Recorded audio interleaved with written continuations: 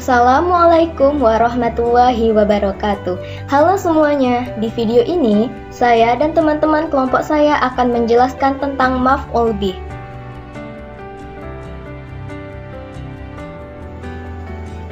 Pertama-tama, saya akan memperkenalkan nama-nama dari anggota kelompok saya. Yang pertama yaitu Nur Akila dengan NIM 501200014. Kemudian Suci Ramadanti dengan NIM 501200016.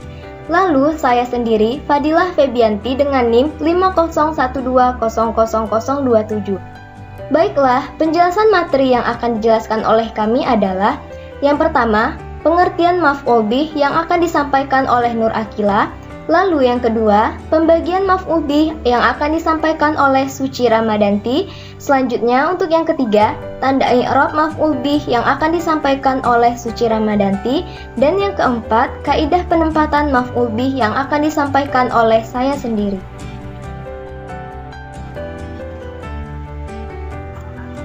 Baiklah, saya Nur Akila akan menjelaskan tentang pengertian maf'ul bih. Maf'ulun bih huwa ismun mansubun alladhi waqa'a alaihi fi'lu wa fa'il wa lahu hukmun i'rabi wa huwa an-nasbu ay annahu da'iman mansubun. Maf'ulun bih ismun mansubun yadullu ala man waqa'a alaihi fi'lu wa fa'il wa la tatagayyaru ma'ahu suratul fi'li, yaitu maf'ulun bih adalah isim mansub yang terletak pada fi'il dan fa'il, dan hukum i'rabnya adalah nasab. Dan maf'ulun bih adalah isim yang menunjukkan kepada objek atau penderita. Contohnya, katabal waladu ad-darsah, artinya anak itu telah menulis pelajaran. Darabal ustadzu waladan, ustadz itu telah memukul seorang anak. Syaribat Maryam al-labanah, Maryam telah meminum air susu. Maf'ulun bih adalah objek penderita yang dikenai suatu perbuatan. Jika fiilnya memukul, berarti maf'ulun bihnya yang dipukul. Jika fiilnya menolong, maka maf'ulun bihnya yang ditolong. Rincian contoh di atas.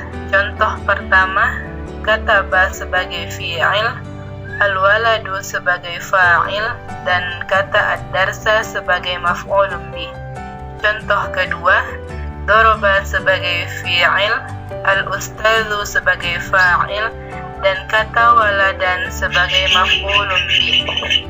Contoh ketiga, syaribat sebagai fi'il, Maryam sebagai fa'il, dan kata al-labana sebagai maf'ulun bih.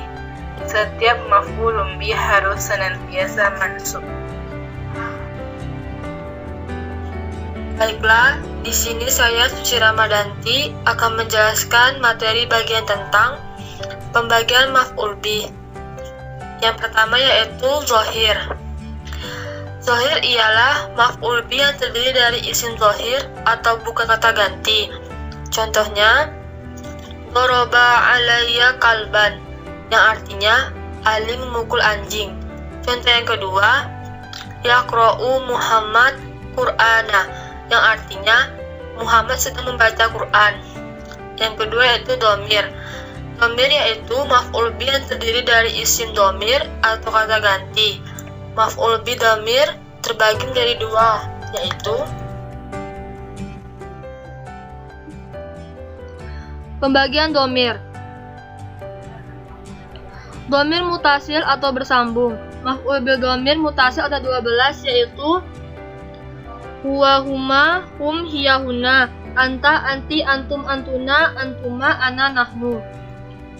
Contohnya, daraba bani Khalid, artinya Khalid telah memukul saya. Contoh yang kedua, darabaka Khalid, yang artinya Khalid telah memukul kamu atau laki-laki.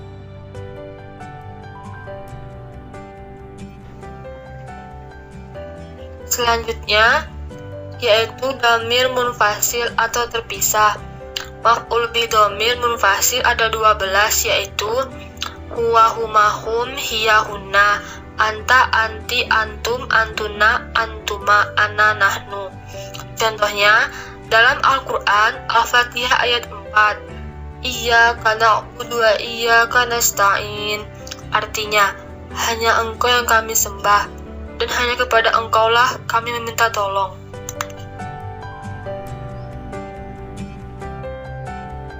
Selanjutnya yaitu pembagian maf'ul bih berdasarkan nasabnya.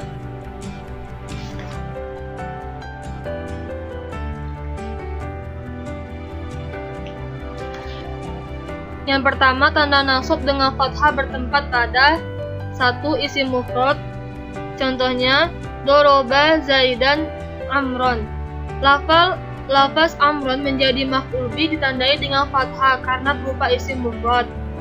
Yang kedua, jamak taksir. Contohnya, tahmilu Fatimatul aklama. Lafaz aklama menjadi maf'ul bih ditandai dengan fathah karena berupa jamak taksir. Selanjutnya yaitu tanda nasab dengan kasrah bertempat pada jamak muannas salim. Contohnya, yajma'u al-tolabul al-kurasati. Lafaz al-kurasati menjadi maf'ul bih ditandai dengan kasrah karena berupa jamak muannas salim.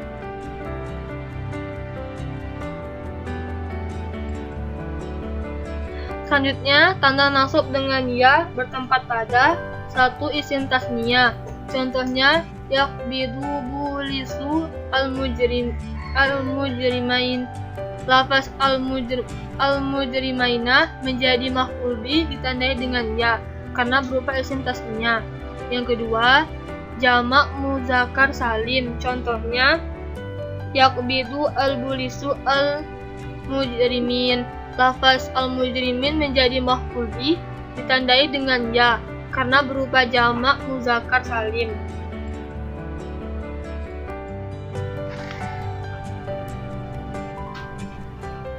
Berikutnya yaitu tanda i'rab maf'ul bih. Sebagaimana telah dijelaskan di atas bahwa maf'ul adalah isim mansub. Artinya, i'rab dari maf'ul adalah nasab. Tanda nasab pada maf'ul adalah fathah, alim, kasrah, dan ya. Tanda i'rab ini hanya berlaku pada isim mufrad saja. Yang pertama yaitu fathah. Fathah menjadi tanda nasab pada maf'ul apabila berbentuk isim mufrad atau jamak taksir. Yang pertama yaitu isim mufrad, doroba khalilun kaiban.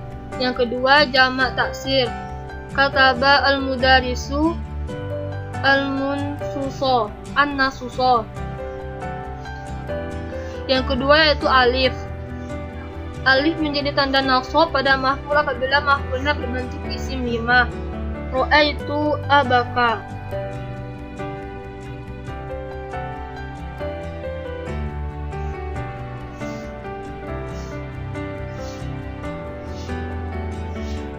Selanjutnya yaitu kasroh.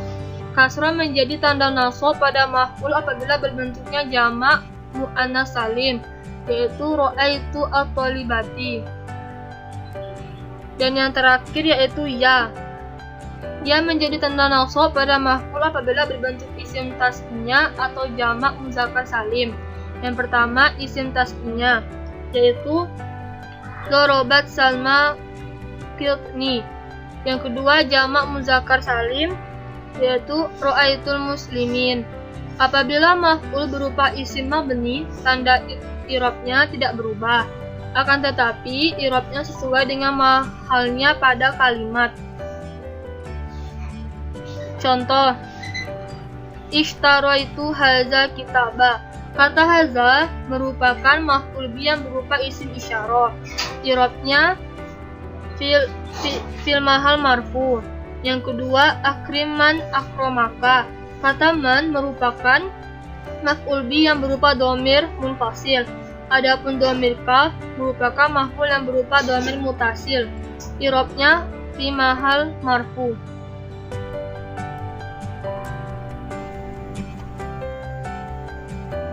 Kaidah penempatan maf'ul bih. Kaidah yang pertama, posisi standar dalam bahasa Arab adalah fi'il, fa'il, dan maf'ul. Contohnya, yaftahu Ahmadul abwaba. artinya Ahmad sedang membuka pintu. Contoh yang kedua, sa'altu Rasulullah, artinya saya bertanya kepada Rasulullah.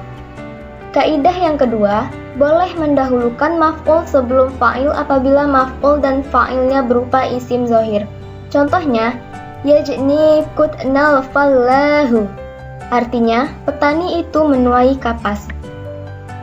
Kaidah yang ketiga, boleh mendahulukan maf'ul sebelum fi'il dan fa'il apabila maf'ulnya berupa isim zahir. Contohnya, fafariqun kadzabtum wa fariqun taqtuluna, artinya beberapa orang kamu dustakan dan beberapa orang kau bunuh. Kaidah yang keempat, wajib mengakhirkan maf'ul apabila maf'ulnya berupa isim dhamir. Contohnya, amarutuka, artinya aku memerintahkan kamu. Contoh yang kedua, akhromani Ahmadu, artinya saya memuliakan Ahmad. Kaidah yang kelima, wajib mengakhirkan maf'ul apabila ditakutkan ada kesalahan faham apabila didahulukan. Contohnya, akhromat Aisyah Fatimah, artinya Aisyah memuliakan Fatimah. Kalau maf'ulnya didahulukan, maka akan ada yang menyangka bahwa maf'ulnya adalah yang terakhir.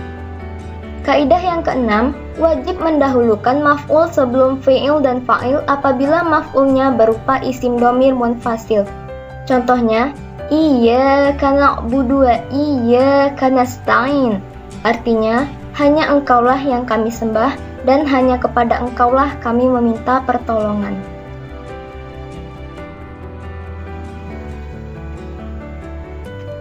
Kaidah yang ketujuh, boleh menghilangkan fa'il dan fa'il dan menyisakan maf'ulnya saja apabila bisa dipahami dari susunan kalimat.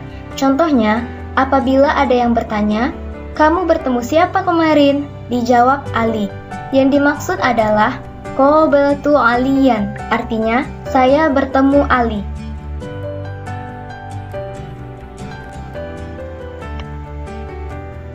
Nah, sampai di situ saja materi pembahasan kami tentang maf'ul bih. Saya, perwakilan dari kelompok 10, mengucapkan terima kasih kepada yang sudah menonton. Saya akhiri, wassalamualaikum warahmatullahi wabarakatuh.